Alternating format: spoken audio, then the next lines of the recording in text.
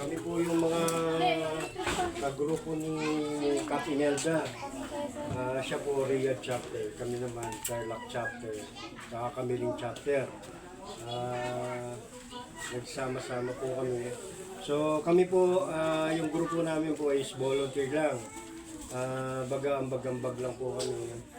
So yung sa Riyadh na direkta na po kay Kuya. So itong sa local, kami lang po. Ambag-ambag namin. Iabot din po namin sa inyo. Konting tulong, sana po makatulong. Maliit man po ito, pero galing sa puso namin kasi binyay po namin ito galing Tarlac.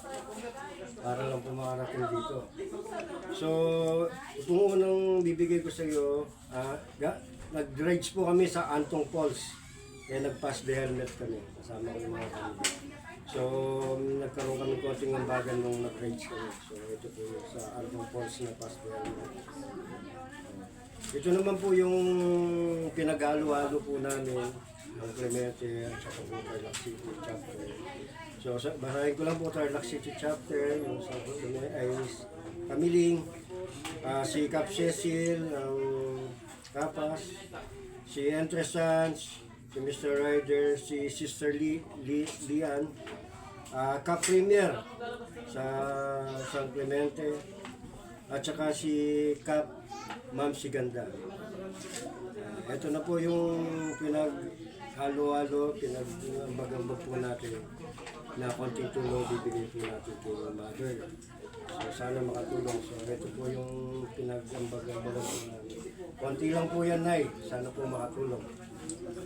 Pagpasensya nyo na po yung nakayanan namin. Volunteer lang po kami. Yun nga po, napatawag si Captain Elda sa akin. Kwento niya nga po yung kalagayan niya. So sabi ko sa kanya, gawan ng paraan. So yun po, papasyalan po namin kayo dito para iabot lang po yung konting. Sana po makatulong. So kasama ko po mga Tarlac City chapter, Kamiling chapter. So thank you po sa lahat ng mga padala ng magtutulong. Ito po, naiabot na po namin kayo na. So salamat sa mga ka-riders ko sumama. Kahit na medyo malayo, go pa rin sila. So, Nay, sana po makatulong po yan. Okay, thank you.